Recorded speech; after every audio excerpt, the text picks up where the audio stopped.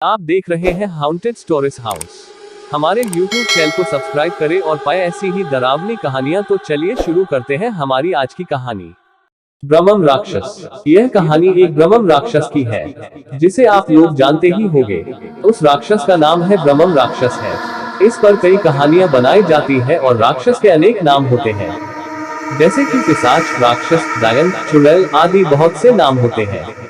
तो दोस्तों चलो मैं अपनी कहानी पर आता हूँ।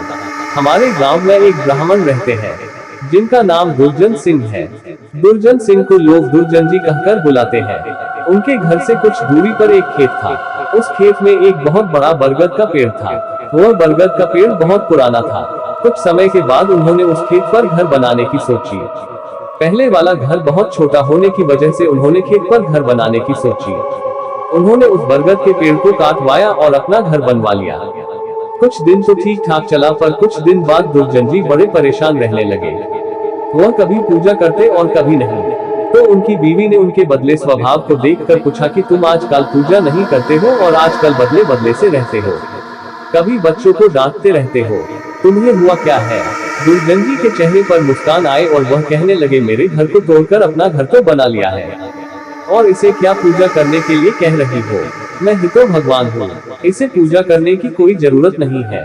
वो कभी दांत मिचते, कभी बड़े प्यार से बोलते, कभी आंखें लाल तो कभी सही हो जाते। उनकी बीवी के शक हो गए कि जरूर किसी का साया है और वो बातें ऐसे नहीं करते हैं जैसे कि उनके अंदर से दो लोग बोल रहे हो। तब उनकी बीवी ने उनको बिठाकर हनुमान चालीसा पढ़ने लगी। वो सोच रही थी अगर कोई होगा तो भाग जाएगा, पर दुर्जन जी पर उसका कोई असर नहीं पड़ा रहा था। वह एक टक लगाए देखे जा रहे थे। उनकी बीवी काफी मंत्र और गायत्री मंत्र पढ़े। तभी दुर्जन जी की आंखें लाल हुई और कहने लगे कि मैं किसी से नहीं डरने वाला नहीं हूँ और तू क्या समझ रही है, मैं इसे ऐसे नहीं छोड़ने वाला हूँ। तब तक उसका छोटा बच्चा वहाँ आ गया। दुर्जन जी ने उसे जोर से पकड़कर अपनी तरफ खींचा लिया और ऐसा लग रहा था कि उसके सिर को कच्चा ही चबा जाएगा। उसकी मम्मी बोली कि बच्चे को छोड़ दो, इसने क्या तुम्हारा बिगाड़ा है? दुर्जन जी की पत्नी ने अपने बच्चे को अपनी तरफ खींच लिया। उसने फिर पूछा, तुम कौन हो और मेरे पति के अंदर क्यों आए हो? आप हमसे क्या चाहते हो? आप हो कौन? तब उसने कहा कि अगर अपना भला चाहती हो तो बरगद के पेड़ लगाओ, जितना भी हो सके पेड़ लगाओ, फिर मैं बताऊंगा कि मैं कौन हूँ और फिर मैं चला जाऊंगा। तब दुर्जन जी की बीवी ने 101 पेड़ बरगद के लगाए। एक दिन उसकी पत्नी ने देखा कि आज दुर्जन जी सुबह उठकर पूजा पाठ करके आ चुके हैं। तब दुर्जन जी के अंदर जो साया था, उसने बोला, मैं तुम्हारे पति को आज छोड़ के जा रहा हूँ, तुम सदा सुखी रहो, तुम्हारे आचार विचार बहुत अच्छे हैं।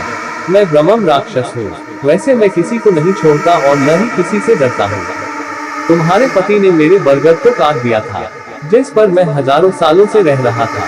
मुझे गुस्सा तो आया, पर मैं तुम्हारी अच्छाई के कारण मैंने इन्हें छोड़कर जा रहा हूँ।